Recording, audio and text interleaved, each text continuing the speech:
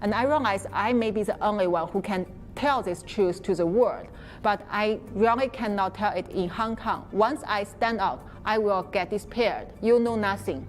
Over 18 million people have contracted coronavirus. The global economy is facing the worst crisis since the Great Depression. And statistics say 700,000 people have died. But was all of this preventable? Dr. Li Mengyan says in December 2019, she was told by her supervisor at the Hong Kong School of Public Health to investigate the mysterious virus that had emerged in Wuhan, China. So what did she uncover? And what was the cost of speaking out? This is American Thought Leaders, and I'm Yanya Kellick. Dr. Li Mengyan, such a pleasure to have you on American Thought Leaders. Thank you, Mr. Yang. Thank you for your invitation. Well, I feel very honored, actually, to be able to talk to you today. You came out of Hong Kong with an incredible story to tell. A little while ago, we know some of it. Some of it has been all over the U.S. And the television and so forth. We're going to do a bit of a deeper dive today. Sure. But before we do that, I want to find out from you. You know, the national security law just recently passed in Hong Kong. And I'm sure you've been thinking about that. Of course. Actually, basically, because I've been in mainland China for almost 30 years, that national security law actually is just apply what they have done in mainland China to Hong Kong and to the other countries related to CCP's control. So simply you can understand it like this.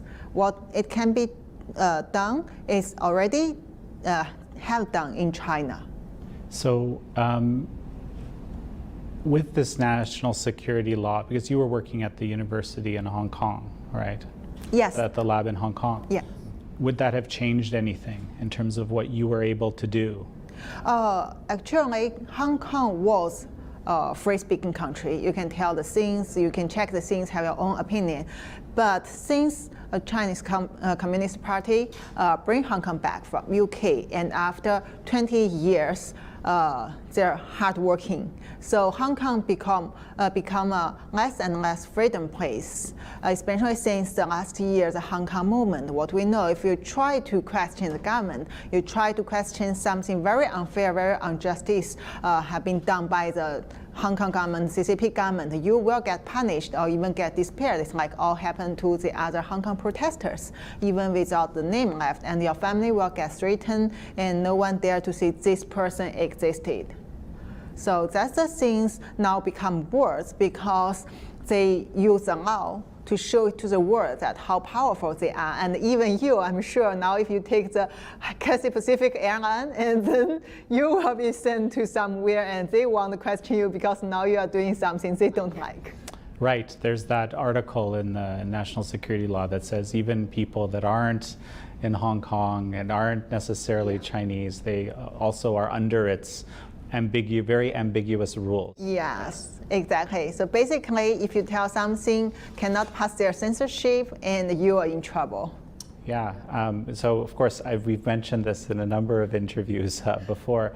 Listen, tell me a little bit about your career. So, and like where you came from. I want to give a chance for our audience to kind of learn about you as a person. You said, you lived in the mainland China for 30 years, very different from working, of course, in Hong Kong. But tell me a little bit how you got to your role, and maybe actually, why don't we start by what was your position when you left?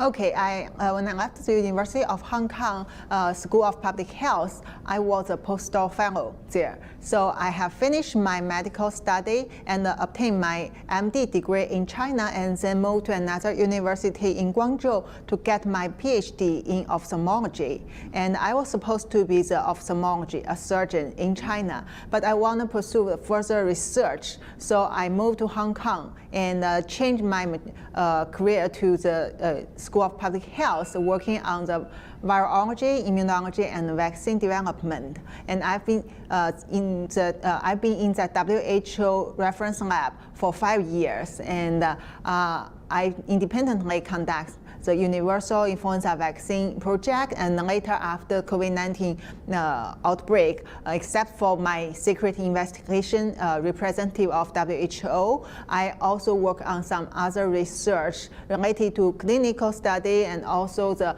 lab study about COVID-19. So, okay, this is interesting. So you were mostly focused on influenza at the beginning?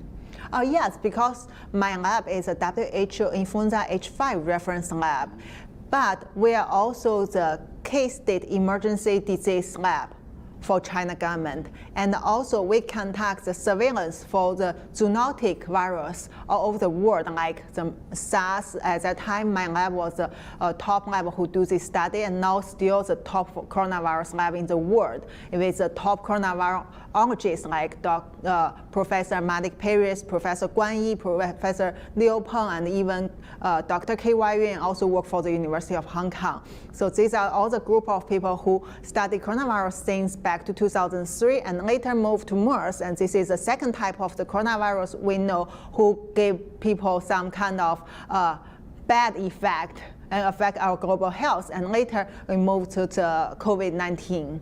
So since COVID-19 come out, we also need to conduct this kind of research. And as the WHO reference lab, they need to report what they know about the global health surveillance things to WHO and to the world. That's why Professor Liu Peng at the early beginning asked me to do the secret investigation representative of WHO reference lab to my network back to mainland China because lack of information from China government. Okay, so you're basically saying that your boss, right? I just want to make sure we got everything. Your boss asked you to conduct an investigation a little bit hidden, like you said, secret. Now, why did such an investigation need to be hidden? Because he know he cannot get the official information from the China government. That means, as a smart way, government doesn't want you to know that. But he has to write some report, at least to Hong Kong government, and also as WHO consultant, he wants to know more about this. So that's why he asked me to do the investigation in secret in case this gives us trouble. We cannot be publicly do that. Interesting. Okay, so tell me a little bit about how this played out. So, and maybe the timeline, right? When are you first becoming aware of this virus, of this unknown virus? When are you becoming aware that it has lethality, that it's human-to-human transmissible? Tell me a little bit about that. Okay, actually this is a long story, but briefly, yes. Back to end of December, 31 December last year, when I was assigned for this task, and the first time I know that after the contact and the discussion with very professional people back to China, and I got the first-hand information that at that time, Wuhan already had over 40 cases confirmed, not as they said 27, and also in Wuhan, they already had the genome sequence of the virus, not as they claimed until mid-January. And the other thing is very important thing is there is human-to-human transmission, right, because they are family cluster. And this is based on the public health knowledge. You can quickly do the judgment. But China government doesn't want people to talk about it and also release this information. All the things are held into the top government in China. And they are the one who gave the statement. Everything has to be discussed based on their statement, even if you're a doctor or you are the professors. And also they want people to believe that this virus comes from Wuhan Huanan seafood market. Although we say at least 1/3 people, they don't have that history. But without this history, you cannot get diagnosed. So you're describing the sort of the inconsistencies you found talking to the different people in your network, that the inconsistencies compared to the official party line, so to speak. Exactly. And I reported immediately back to Professor Liu Peng, and he wanted me to keep silence. And later, actually, he himself also contacted one of those professional persons and to get more information. And I can quote his word as, now you don't need to do this, and that was 3rd January. He said, I can directly contact them and I have to protect them. Protect means they know this is illegal according to Chinese invisible security state law, So until mid-January, 16 January, I was again assigned for this task for almost 2 weeks. Actually, Liu Peng, he has his own way to know what happened in China, and I was put aside. So I tried to get information by myself, but also at that time, since you may know Dr. Li Wenliang got punished, so those doctors had to shut up for these things. Actually, no more news come out and no more information, and I thought WHO may already get involved to this until the next time I get into investigation. Okay, wow, there's a lot going on in what you just told me. Livy, let's see if I've got it right. When did your boss take you off the case? 3rd January. Okay. But then later, 16th January, again, he bring me to his office and told me that I want you to do more investigation about this. Mm-hmm. And be careful. If not, you will be disappeared. That's what he said? Yeah, exactly what he said. Don't cross the red line. So what would the red line be? Oh, as I mentioned, in war room, actually, red line is the thing in your mind. You were trained by the CCP government, so you understand some things they don't like. That means cross the red line. So you cannot say the red line. You have to make judgment by yourself. That means in case you cross it by accident, you have to face to the risk. So the safest thing is you get far away from it. So that's why people keep silence, face to these things. So are you saying that he was telling you to investigate but not seriously? No, I think let me explain it. So for our Chinese culture under CCP rule, we understand that is something he as the WHO consultant want me to do. And when I do the investigation, I have to be careful because there are a lot of invisible lines there, and I have to make my judgment to say whether government likes this or not. If I heard they said, oh, this is our government don't want us to talk about, then I should stop there and turn back to tell him, yeah, this is a line, and that side there is another line. I see. He will build his theory based on these lines in a limited range. Oh, fascinating. That's a very complicated way to do research. research. You have to get at least 30 years training like me back to mainland China to understand this. Okay. At what point did you become convinced that there was human-to-human transmission?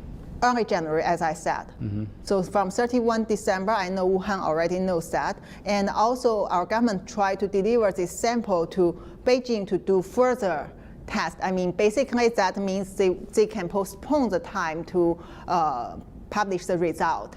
And after that, you still cannot publish it. You have to tell the top government, like that makes a statement. So I believe during the whole process, they are sure they are human-to-human transmission. It's not a difficult thing for you to make judgment. So you see the history of the disease. You see people's travel history, see how they make the contact to the patient and get infected. So these things are the very basic fact you can get when you talk to the patient. And as a public health expert, it's very easy for them to build on the fact that this is human-to-human transmission or this is not human-to-human transmission. Why do you think they said it wasn't? Oh, I think they have thousands of ways to explain that, like what they are doing now. For me, I cannot explain their motive, but I can tell you what I see from that time to afterward. Not only about that fact, they actually cover up a lot of things, more than that. So that is just the beginning about their lies. And if you have been staying in Communist Party in China, you will understand that sometimes even a simple thing, they won't tell you truth. I cannot explain because I don't like to lie, but they lies. So that's really something about the motive have to come back to us, that regime, CCP regime. They can answer it very well. They are the expert. Why do you think the WHO basically followed the regime's position as opposed to doing its own research, or did it do its own research? You mean whether they have done the research by themselves? Yes. I heard that WHO, and I mean, from the internal information, I mean, I'm sure there are some WHO consultants like Malik Paris. They have been to Wuhan, and this is not published. But what I also know is China government don't tell people the truth about what really happened in Wuhan. For example, WHO experts go to Wuhan, and they may not get a chance to go to the lab. that maybe the virus come from, I mean, could to anyone's question, right? And also they are not allowed to get samples from the Wuhan Huanan seafood market. These are done by the local expert organized by CCP government. So based on this, WHO expert can get their own conclusion. But why do they only rely on the evidence CCP government gives them? That's also another question people should ask. What we have to say is WHO behavior in this COVID-19 pandemic include lies and collaborate with CCP government, and also later misleading information like they say it's not pandemic, no point to keep China isolated, travel ban, right? And also no point to wear masks, and no point to take the hydroxychloroquine and all these things. WHO have done more than I thought in this crisis. Why do they do that? Why do they help CCP government? It's back to that question. Only they can answer the motive. Very, very interesting. So wait, so you would tell me your perspective on hydroxychloroquine. Okay, so first, this is not a magic drug. There is no magic drug in the world. But we have to think about whether use this drug or not based on the reality. So practically, as a doctor, if you want to suggest your patients to use something, you have to consider whether it's safe and whether you have alternative choice. And if there is some side effect compared to the good effect, which one is better? So hydroxychloroquine actually is a long-term use drug for over 60 years, initially to be anti-malaria as both prevention and also treatment. And for the long-term study, it's already shown that it's safe for even pregnant lady and kid for long-term applications. Of course, you need to do some half-year check for the retina, but that is not a big deal compared to many other drugs. And also, hydroxychloroquine can be used to anti-SARS. This is even Dr. Fauci show. He has done some research about that back to 2005, I remember. And another thing is, if you focus on the mechanism, SARS-CoV-2 and SARS, basically SARS-CoV-2 is enhanced version of SARS. Their core mechanism to target people is a cytokine storm. I have to mention you, this is discovered by Professor Malik Peiris. Oh. Yeah, the first time. And this one means you have the overreaction of your immunity in your body. So your immune system become messed up, start to attack as a good side or bad side. And this one can overcome it. So this drug has been used in autoimmune disease for long term.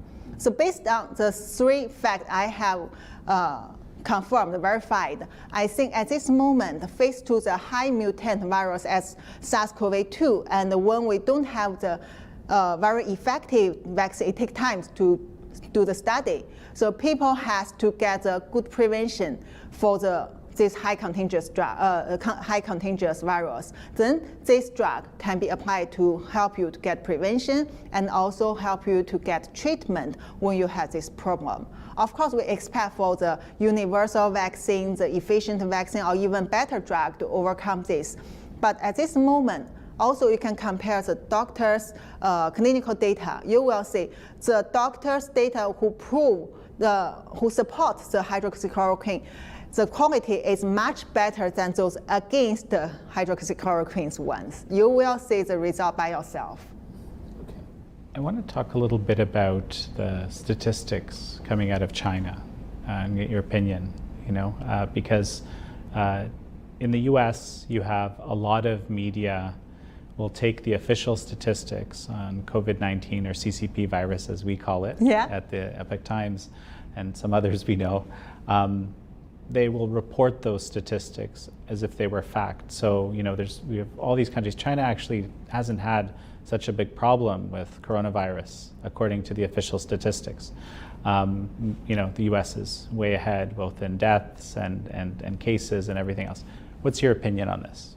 You mean the statistics of the death toll and also the confirmed case from China? Correct. Okay, what I can tell you is even maybe the Chinese government doesn't know how many people get infected and also dead, because there are many methods I have been heard and I know confirmed from China during COVID-19. So as I mentioned, they can postpone the diagnosis, and also they can just refuse to give you enough test kit to do the final diagnosis. And also, so I think maybe US people doesn't know it very well, that although in US and other countries you can use the diagnostic method to at least 90 to 95% accuracy, but back to mainland China, although my lab already the first time at a very early time developed the quick diagnostic kit and recommended by WHO to many countries.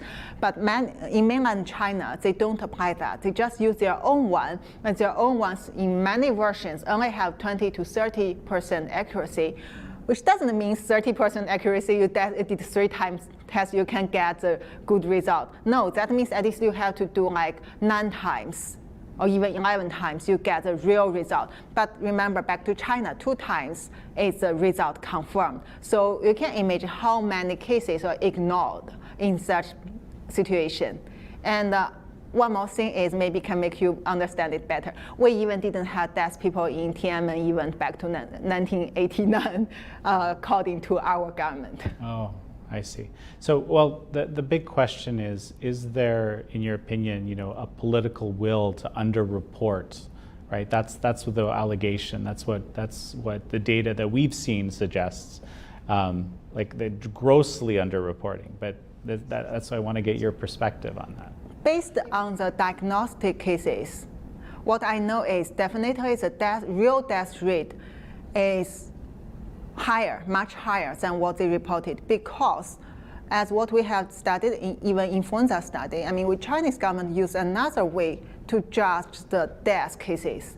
It's not like in US and other country, you get infected, you go to hospital, and then somehow you passed away due to even complications or other things induced, other problems induced by this infection, then you are counted as a death case of COVID-19. Now in China, it's like this, what I know, they even can give these people some ventilation and other life support until they get twice test for negative of your result in mouse, I mean, using the swab sample. And then after that, they can remove the ventilation and say, oh, he died, but he's not died of COVID-19.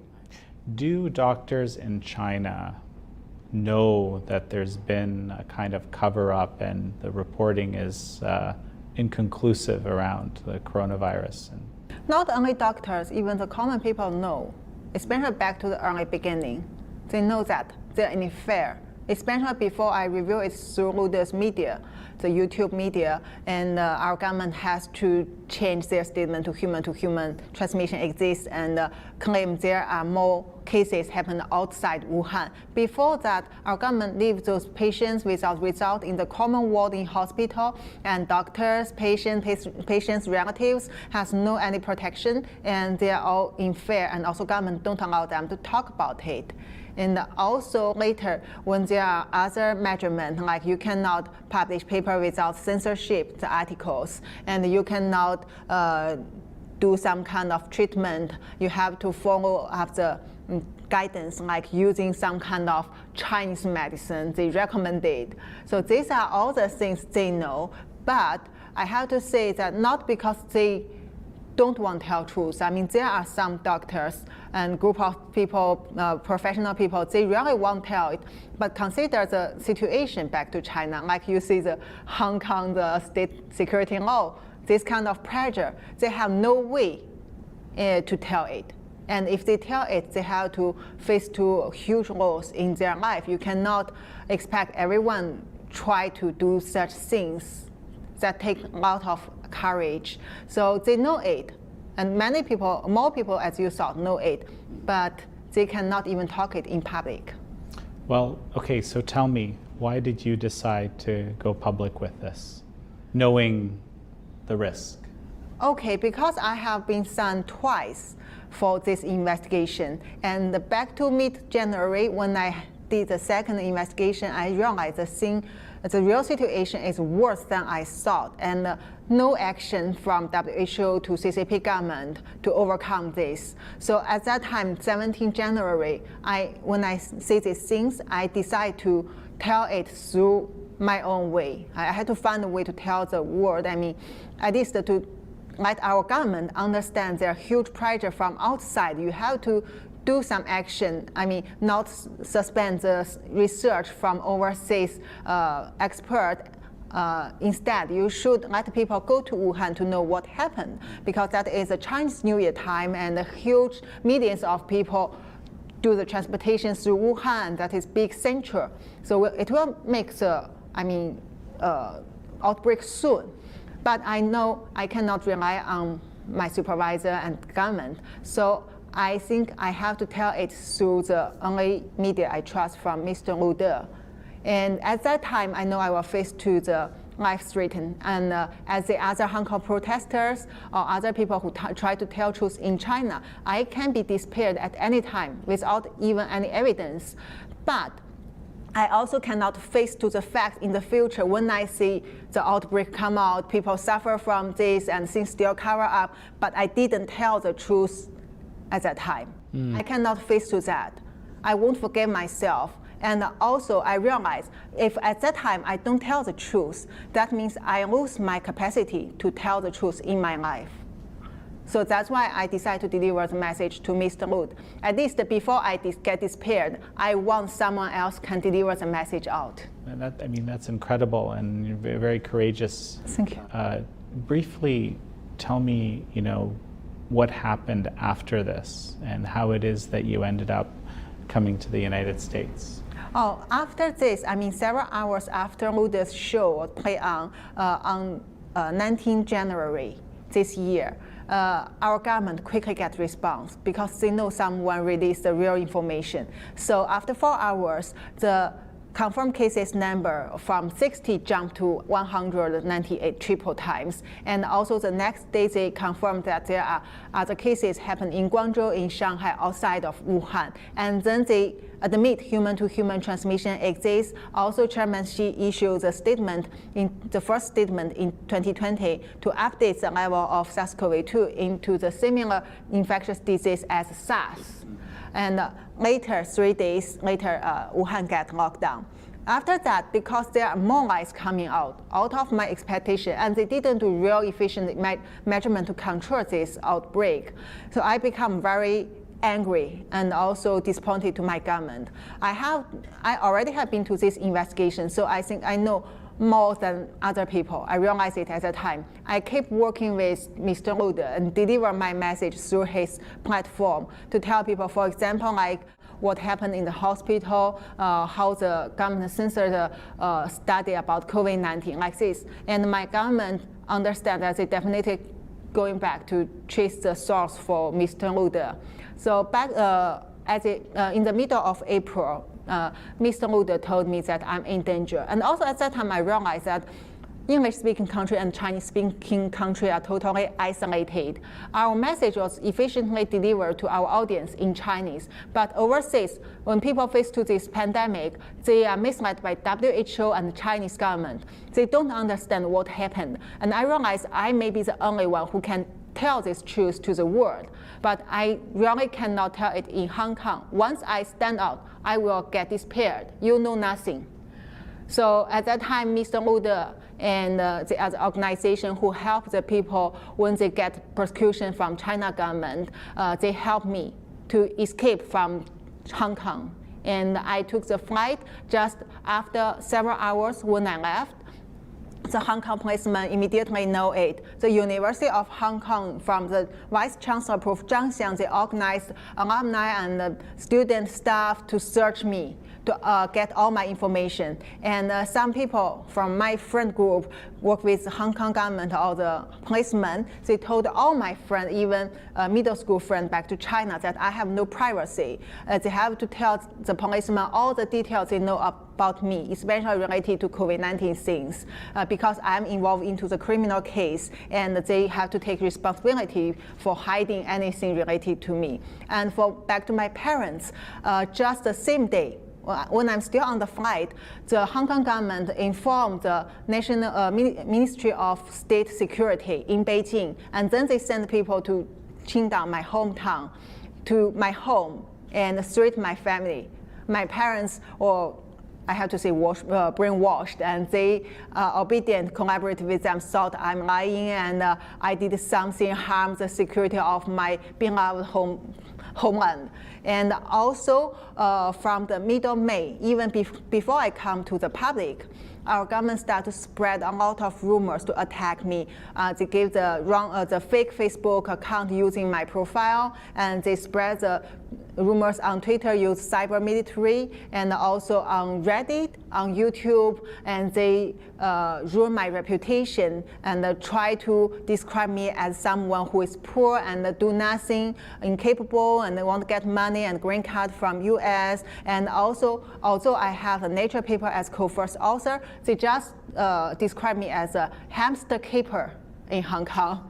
Like this. So they try their best to ruin me and ruin my credibility and stop me, keep me silent. And unfortunately, my husband, who I get married for over 7 years, collaborate with them in this case. Oh gosh, I'm very, very sorry about all this. And sorry for laughing at the hamster keeper.